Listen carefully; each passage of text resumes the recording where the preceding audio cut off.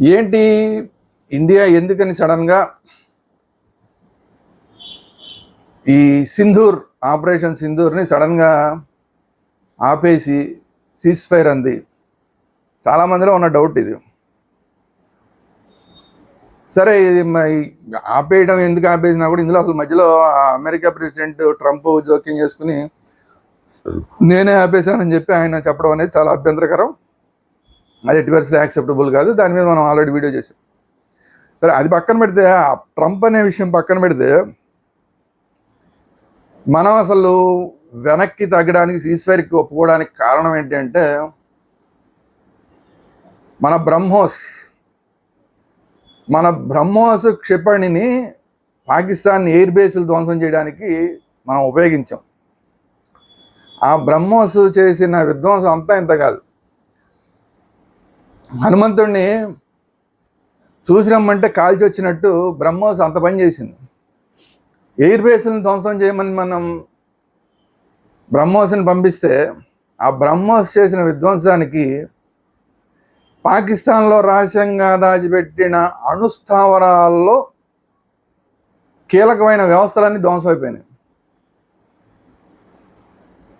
దీనివల్ల ఇప్పుడు పాకిస్తాన్లో చాలా ఘోరాలు జరిగిపోతున్నాయి. ఎందుకంటే అణు ధార్మికత అనేది లీక్ అయిపోయి బయటకు వస్తుంది అనేది ఇప్పుడు ఓపెన్ సీక్రెట్. అన్ని న్యూస్ ఛానల్స్లోనూ వచ్చేసింది ఆల్రెడీ. అందుకని ఇమ్మీడియట్గా కూడా మనం ఆపరేషన్ సింధూర్ అనేది ఆపేసి సీజ్ ఫైర్ చేయాల్సిన పరిస్థితి వచ్చింది.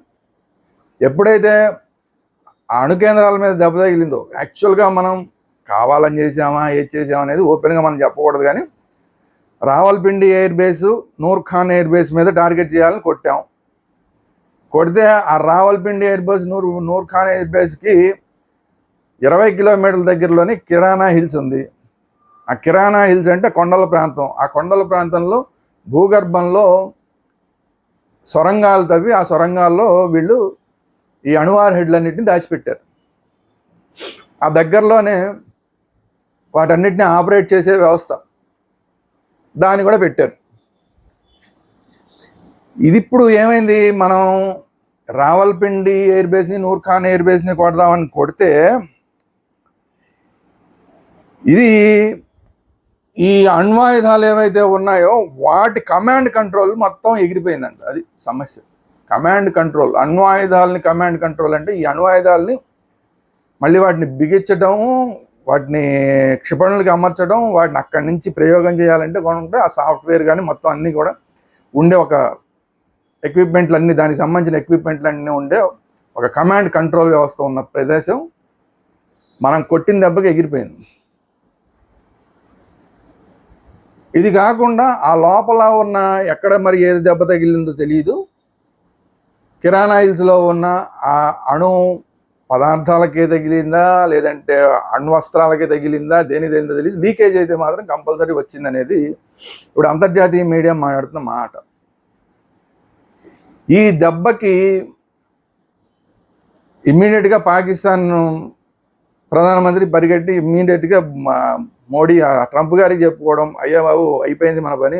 ఎందుకంటే అసలు అవన్నీ కూడా పాకిస్తాన్ అక్కడ పెట్టినవే. కొంచెం డెప్త్కి వెళ్తే మనం యాక్చువల్గా 130 దాకా వాళ్ళ దగ్గర అణు ఆయుధాలు ఉన్నాయంటే 130 అణు ఆయుధాలని మెయింటైన్ చేయడం అంటే కొన్ని కోట్ల రూపాయలు ఖర్చు అవుతూ ఉంటుంది. అంత ఖర్చు పెట్టగలిగిన పరిస్థితుల్లో అసలు పాకిస్తాన్ లేదు. ఇప్పుడు వాళ్ళు టీలే తాగద్దని సైన్యానికి చెప్పిన పరిస్థితుల్లో రొట్టెల కోసం, ఆటా కోసం, అంటే గోధుమ పిండి కోసం కొట్టుకుంటున్న పరిస్థితుల్లో ఇన్ని కోట్ల రూపాయలు పెట్టి ప్రతిరోజు వాటిని మెయింటైన్ చేయడం అనేది పాకిస్తాన్ సహజం కాదు. ఇదంతా చేస్తున్నది ఇండైరెక్ట్గా చూస్తే అమెరికానే చేస్తుంది. ఇమ్మీడియట్గా వీళ్ళు అమెరికాకి చెప్పేశారు, బాబు ఇక్కడ లీక్ అయిపోయిందని. దాంతో మొత్తం గందరగోళం అయిపోయింది. అప్పుడు ట్రంప్ గారు, అప్పటిదాకా నాకు సంబంధం లేదు, దీంట్లో మేము జోక్యం చేసుకో ఇవన్నీ మాట్లాడిన ట్రంప్ కానీ, ఆ వైస్ ప్రెసిడెంట్ కానీ, అమెరికా వైస్ ప్రెసిడెంట్ కానీ, వీళ్ళందరూ కూడా ఇమ్మీడియట్గా రంగంలో దిగి మనకి ఫోన్ మీద ఫోన్ చేసి అక్కడ ఏదో ఘోరం జరిగిపోతుంది, మొత్తం లక్షల మంది ఎగిరిపోతారు అని చెప్పి మన వాళ్ళని ఒప్పించారు ఇక సీజ్ ఫైర్ కోసం. అయితే ఇందులో మన వాళ్ళు ఒప్పుకోవడానికి కారణం ఏంటి అంటే, ఇప్పుడు వస్తున్న గాలులన్నీ కూడా ఒక్కోసారి ఒక వైపు నుంచి వస్తాయి, దక్షిణం వైపు నుంచి వస్తాయి, ఒకసారి ఉత్తరం వైపు నుంచి వస్తాయి గాలులు. అలా రకరకాల గాలులు వస్తుంటాయి, అందరికీ తెలిసిందే కదా. ఇప్పుడు వస్తున్న గాలులన్నీ కూడా అటు ఆఫ్ఘనిస్తాన్ నుంచి పాకిస్తాన్ మీదుగా ఇండియా మీదకి వస్తున్నాయి. ఇప్పుడు అక్కడ అణు లీకేజీ కనుక పెరిగిందంటే ఆఫ్ఘనిస్తాన్ నుంచి పాకిస్తాన్ దాకా వచ్చిన గాళ్ళు ఆ పాకిస్తాన్లో ఉన్న ఈ అణుధూళిని తీసుకొని మళ్ళీ అవన్నీ ఇండియా మీదకి వస్తాయి. ఇండియా మీదకి వస్తే ఇండియాలో కూడా అందరికీ కూడా రుగ్మతలన్నీ స్టార్ట్ అయిపోతాయి. అంటే వాంతులు, విరోచనాలు, రక్తపు వాంతులు ఇవన్నీ స్టార్ట్ అయిపోతాయి. ఇప్పుడు ఇవన్నీ స్టార్ట్ అవ్వడం కాకుండా కొంతమంది ప్రాణాలు పోయినా పోవచ్చు, లేదంటే చాలామంది హాస్పిటలైజ్ అయిపోవచ్చు, కళ్ళు పోయే ప్రమాదం ఉంది. ఇవన్నీ కాకుండా ఇప్పుడు గర్భవతులుగా ఉన్న వాళ్ళు ఎవరైతే ఉంటారో అట్లాంటి వాళ్ళందరికీ కూడా పుట్టే పిల్లలందరూ కూడా వికలాంగులుగా పుడతారు. రాబోయే రోజుల్లో పుట్టే పిల్లలు కూడా, అంటే ఇప్పుడు ఇంకా పెళ్లి కాని వాళ్ళు కొత్తగా పెళ్లి చేసుకున్న తర్వాత కూడా వాళ్ళ పిల్లల్ని కంటే కూడా వాళ్ళు పుట్టబోయే పిల్లలు కొన్ని తరాల పాటు ఇక వికలాంగులు పుడతారు. కళ్ళు లేని వాళ్ళు, కాళ్ళు లేని వాళ్ళు, చేతులు లేని వాళ్ళు ఇట్లా పుడతారు. ఇప్పటికే భోపాల్లో మనం చూస్తున్నాం అలాంటి కేసులన్నీ కూడా. సో అలాంటి పరిస్థితులు వస్తాయి. అందుకని ఇమ్మీడియట్గా మనం ఎక్కడ ఉన్నదాన్ని అక్కడ ఆపేయడం జరిగింది. సీజ్ ఫైర్ అంటే సీజ్ ఫైర్ అంటం జరిగింది. ఇప్పుడు మనం అసలు కొట్టిన ప్రాంతానికన్నా ఇప్పుడు 20 కిలోమీటర్లో కిరానాయిల్స్ పూర్తిగా దెబ్బతింది అంటున్నారు చాలా వరకు. దానికి ఇంకొక 50 కిలోమీటర్, అంటే ఇక్కడ మనం కొట్టిన ప్రాంతం నుంచి మనం ఈ రావల్పిండి, నూర్ఖాన్ ఎయిర్ బేస్లు కొట్టిన ప్రాంతం నుంచి ఇంకో 70 కిలోమీటర్లో కహూటా అణు విద్యుత్ కేంద్రం ఉండాలి. అది పేలితే కనుక అసలు ఇంకా పాకిస్తాన్ శ్మశానం అయిపోతుంది. ఇటు పాకిస్తాన్ మాత్రమే కాదు, ఇంకా అటువైపు చాలా ప్రాంతాలు పోతాయి. సో అందువల్ల ఇమ్మీడియట్గా మనం ఆపేయడం జరిగింది. ఇంకొకటి కారణం ఏంటంటే అసలు నిజంగా మనం తెలిసి గనక చేసాము అంటే అది పెద్ద క్రైము, ఇంటర్నేషనల్గా పెద్ద క్రైము. ఎందుకంటే వార్ హెడ్లు ఉన్న ప్రాంతం మీద మనం దాడి చేస్తే, లేకపోతే అణు రియాక్టర్లు ఉన్న చోట మనం దాడి చేస్తే కనుక అది మొత్తం ప్రపంచానికి అందరికీ కూడా ఇబ్బంది కలిగిస్తుంది. కాబట్టి అలాంటి పని కనుక మనం చేస్తే, మనం కాదు ఎవరు ఏ దేశం చేసినా కూడా మొత్తం ప్రపంచ దేశాలన్నీ కూడా మన మీద ఆంక్షలు విధిస్తాయి. ఆ ఆంక్షలు తట్టుకోవడం చాలా కష్టం. మనం వెళ్ళి వాళ్ళ మీద దాడి చేసినా, మనం అణుదాడి చేసినా కూడా సరే పాకిస్తాన్ పోతుంది, కానీ మొత్తం ప్రపంచ దేశాలన్నీ కూడా మన మీద ఆంక్షలు విధిస్తాయి. ఆ ఆంక్షలు తట్టుకోవడం కష్టం.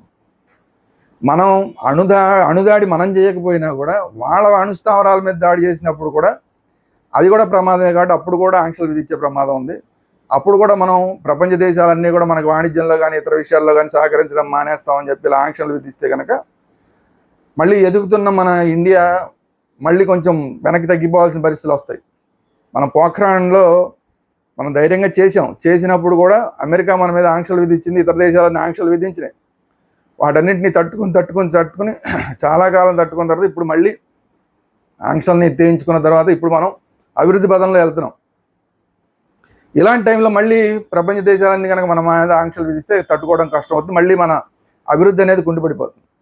ఇది కాకుండా ఇందాక చెప్పాను కదా, అణుధార్మికత వల్ల ఇండియాలో కొంచెం ప్రమాదాలు వస్తాయి. వీటన్నిటిని దృష్టిలో పెట్టుకుని ఇమీడియట్గా మనం సీజ్ ఫైర్. ఇప్పుడు ఈ మాటలు మనం చెప్తున్నది కాదు, రాన్ రీసెర్చ్ ఏజెన్సీ అనేది వాళ్ళే అందరికన్నా ముందు అనౌన్స్ చేశారు, ఇక్కడ అణుధార్మికత అనేది లీక్ అవుతోంది, అణు కేంద్రాలు ఉన్న ప్రాంతంలో ఇండియా దాడి చేసిందని. మన అడిగితే మన అబ్బాయి మనకేం సంబంధం లేదని చెప్పాను. ఎందుకంటే మాకు ఆ ఇన్ఫర్మేషన్ లేదు, అసలు మాకు తెలియదు, అవి ఎక్కడ ఉంటాయో కూడా మాకు తెలియదు. మేమేదో ఎయిర్ బేస్లు ఉన్నాయని చెప్పి ఎయిర్ బేస్లు కొట్టామని చెప్పి మనం తప్పించుకున్నాం. పాకిస్తాన్ వాడు అక్కడ పెట్టారని ప్రపంచ దేశాలు ఎవరికి చెప్పలేదు కాబట్టి వాడు అక్కడ ఉందని అనౌన్స్మెంట్ చేయట్లా. సో అదేదో సామెత చెప్పినట్టు తేలుకుట్టిన దొంగల్లాగా ఇండియా సైలెంట్ అయిపోయింది, పాకిస్తాన్ సైలెంట్ అయిపోయింది. పాకిస్తాన్ అక్కడ పెట్టామంటే నువ్వు అఫీషియల్గా చెప్పిన ప్రాంతం వేరు, ఈ ప్రాంతం వేరు, ఇక్కడికి ఎప్పుడు చేసుకొచ్చావు, ఎందుకు తీసుకొచ్చావు, ఇక్కడ ఎందుకు పెట్టావని చెప్పి మళ్ళీ దానికి ఆంక్షలు ఉంటాయి. సో అందుకని తేలుకుట్టిన దొంగలాగా అది అక్కడ అణు లీకేజ్ జరుగుతున్నా కూడా ఆ విషయాన్ని చెప్పట్లా, అఫీషియల్గా అనౌన్స్ చేయట్లా. మనం కూడా దాడి చేసామని మాకు తెలియదని చెప్పేస్తున్నాం. మనం కూడా చెబితే మనం తెలిసి చేసామంటే కూడా మనకి ఆంక్షలు వస్తాయి. కాబట్టి మాకు తెలియదండి అక్కడ ఉన్నాయన్న విషయం మాకు తెలియదు, అఫీషియల్గా ఆ ప్రాంతం ఏమి నోటిఫైడ్ ప్రాంతం కాదు, సో అందువల్ల మాకు తెలియదు అక్కడ చెప్పేసాం మనం. కానీ మనకి తెలియని విషయాలు అంటూ ఉండదు. మన వాళ్ళకి రా అంటే రీసెర్చ్ అండ్ అనాలిసిస్ వింగ్. వాళ్ళకి తెలియని వాళ్ళంటూ ఉండదు. అంటే వాడు మన గూఢచారి వ్యవస్థ అదంతా. సో వాళ్ళకి తెలియని వ్యవస్థ అంటూ ఉండదు. సరే, మనం తెలిసి కొట్టామా తెలియ కొట్టామా అనేది అనవసరం. కొట్టడం అయితే జరిగింది. అణుధార్మికత లీకేజ్ జరుగుతోంది. ఇది కూడా, ఈ మాట కూడా, అది కాకుండా అమెరికాకి సంబంధించిన విమానాలు, ఇది ఈ విమానం పేరు కూడా రాండ్ రీసెర్చ్ వింగ్ వాళ్ళు రాసుకొచ్చారు. ఇది బీచ్ కింగ్ అంట. ఈ బీచ్ కింగ్ అనే విమానం, అలాగే ఈజిప్ట్కి సంబంధించిన విమానాలు ఇమ్మీడియట్గా పాకిస్తాన్లో ల్యాండ్ అయిపోయినాయి. నూర్ఖాన్ ఎయిర్బేస్లో ల్యాండ్ అయిపోయినాయి. ఇవి బోరాన్ కెమికల్ని తీసుకొచ్చినాయి. ఈ బోరాన్ కెమికల్ ఏంటి అంటే, అణుధార్మికత ఎక్కడన్నా వస్తే కనుక, అణు లీకేజ్లు ఎక్కడన్నా వస్తే కనుక, లేదంటే అణుబాంబులు ఎవరన్నా పొరపాటున వేసినా కూడా, ఇలాంటివన్నీ ఎక్కడన్నా వస్తే ఆ రేడియేషన్ని తగ్గించడం కోసం అని చెప్పి ఈ బోరాన్ కెమికల్ని కనుక ఆ ప్రాంతంలో జరిగితే కొంతవరకు ఆ రేడియేషన్ అంతా తగ్గుతుంది. ఆ బోరాన్ కెమికల్ అనేది పాకిస్తాన్లో అసలు లేనే లేదు. దీన్ని పట్టుకుని గొప్ప పరిగెట్టుకు వచ్చినాయి ఆ దేశాలన్నీ. అమెరికా ఫ్లైట్లు వచ్చినాయి, ఈజిప్ట్ ఫ్లైట్లు వచ్చినాయి. ఈ ఈజిప్ట్ ఫ్లైట్లో బోరాన్ కెమికల్ వచ్చిందనేది ఇన్ఫర్మేషన్ ఇంటర్నేషనల్ మీడియాలో వచ్చింది. ఆ బోరాన్ కెమికల్ జల్లారు అంటే, తీసుకొచ్చి జల్లారు అన్న విషయం కూడా ఇంటర్నేషనల్గా అన్ని ఛానల్స్లో వస్తుంది. సో బోరాన్ కెమికల్ జల్లారు అంటేనే అక్కడంతా కూడా అణుధార్మికత పెరిగిందనేది, అంటే అణు లీకేజ్ జరిగిందనేది వాస్తవం. ఇది కాకుండా పాకిస్తాన్కి సంబంధించిన అనేక వీడియోలు వస్తున్నాయి. చాలా ఊళ్ళు, ఆ చుట్టుపక్కల ప్రాంతాల్లో చాలా ఊళ్ళన్నీ కూడా ఊళ్ళకి ఖాళీ చేయించేశారు. అక్కడ అణుధార్మికత వస్తోందని చెప్పి అఫీషియల్గా కూడా పాకిస్తాన్ రిలీజ్ చేసిన ఒక నోటు, సీక్రెట్ నోటు బయటపడింది. సో అణుధార్మికత అంటే అణు రియాక్టర్లు, అణ్వాయుధాలు లీక్ అయినాయి పాకిస్తాన్లో. ఇదైతే మాత్రం 100% వాస్తవం. ఇది అనేక రకాలుగా తెలిసింది. ఈ బోరాన్ కెమికల్ని ఈజిప్ట్ ఫ్లైట్లో తీసుకొచ్చి జల్లడం వల్ల కానీ, రాండ్ రీసెర్చ్ వాళ్ళు దాన్ని ముందుగా ఇంటర్నేషనల్ మీడియా దాన్ని బయటపెట్టడం వల్ల కానీ, ఇట్లా అనేక రకాలుగా అక్కడ అణు లీకేజ్ జరిగిందనేది వాస్తవం. ఇప్పుడు మరి అమెరికాకి సంబంధించిన ఫ్లైట్లు కూడా వచ్చినాయి. ఈ ఫ్లైట్లు ఏం చేసినాయి? ఇది అన్నిటికన్నా పెద్ద విషయం ఏంటంటే, ఇది ఇంకా మన మీడియాలో ఎక్కడ రావట్లా. మన మీడియాలో అమెరికాకి సంబంధించిన ఫ్లైట్లు వచ్చినాయి అంటున్నారు, కానీ అవి ఎందుకు వచ్చినాయి అనేది ఇంతవరకు రాయట్లా. ఇందాకే నేను చెప్పాను, 130 అణ్వాయుధాలని మెయింటైన్ చేసే సత్తా అసలు పాకిస్తాన్ దగ్గర లేదు. అవన్నీ కూడా ఇండైరెక్ట్గా అమెరికానే మెయింటైన్ చేస్తుంది. ఇప్పుడు అసలు ఈ అణ్వాయుధాలన్నింటినీ కూడా అమెరికా ఆ రోజు శాస్త్రవేత్తలను పంపించింది. ఆ శాస్త్రవేత్తలు అణ్వాయుధాలన్నింటినీ వెనక్కి తీసుకెళ్ళిపోయి ఉండొచ్చు అనేది ఇప్పుడు చాలా విశ్వసనీయంగా వినిపిస్తున్న మాట. ఎందుకంటే వీళ్ళు మెయింటైన్ చేయలేరు. వీళ్ళు మామూలు టైంలోనే పాకిస్తాన్ వాళ్ళు మెయింటైన్ చేయలేరు. ఇప్పుడు అణుధార్మికత లీక్ అయిపోయి, కొన్ని అణ్వస్త్రాలు లీక్ అయిపోయి ఉన్న సమయంలో అలాంటి చోటకి అసలు పాకిస్తాన్ వాళ్ళు లోపలికి వెళ్ళే కెపాసిటీ ఉన్న వాళ్ళు ఎంతమంది అనేది తెలియదు శాస్త్రవేత్తలు. అక్కడ ఉన్న మిగతా బాంబుల పరిస్థితి ఏంటి? ఒకటి లీక్ అయితే దీని రేడియేషన్ వల్ల ఇంకా వేడి పెరిగిపోయి మిగతా బాంబులు పేలిపోతే ఏంటి పరిస్థితి తెలియదు. సో పెద్ద పెద్ద విస్ఫోటనాలు జరిగే అవకాశం ఉంది. అది జరగకుండా అసలు అమెరికా విమానాలు వాటిని అసలు అక్కడి నుంచి అమెరికాకి లిఫ్ట్ చేసేసి ఉంటాయి అనేది ఇప్పుడు ఇంటర్నేషనల్గా వార్ఫేర్లో బాగా అనుభవం ఉన్న వాళ్ళు చెప్తున్నమాట. అంటే ఈరోజు పాకిస్తాన్ దగ్గర ఇక ఒక్క అణుబాంబు కూడా ఉండే అవకాశం లేదు.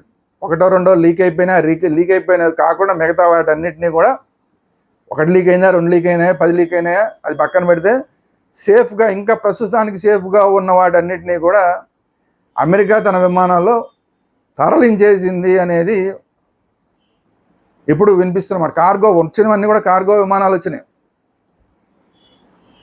మామూలు మనుషులు వచ్చే విమానాలు కాదు, కార్గో విమానాలు వచ్చినాయి. అంటే వీటన్నిటినీ కూడా షిఫ్ట్ చేసేసి ఉంటారనేది అంతర్జాతీయంగా ఈ యుద్ధాలకు సంబంధించి వీటన్నిటి మీద బాగా అనుభవం ఉన్న వాళ్ళు చెప్తున్నమాట. సో అంటే ఈరోజు పాకిస్తాన్ దగ్గర ఇక ఒక్క అణ్వాయుధం కూడా ఉండే అవకాశం లేదు.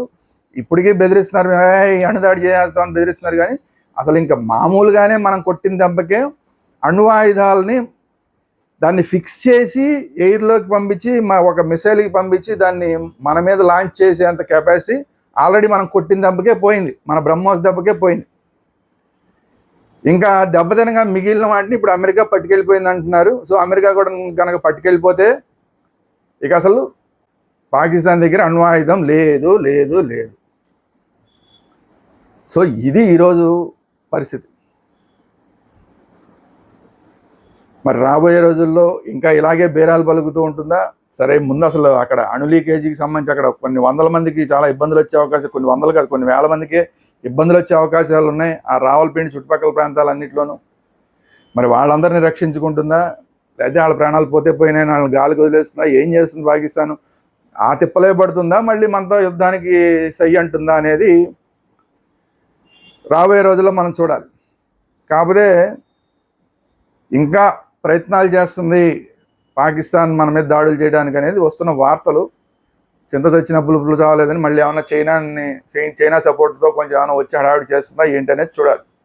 ఎనివే, పాకిస్తాన్ దగ్గర అయితే ఇక అణ్వాయుధాలు లేవు, ఉన్నా కూడా పనికిరావు.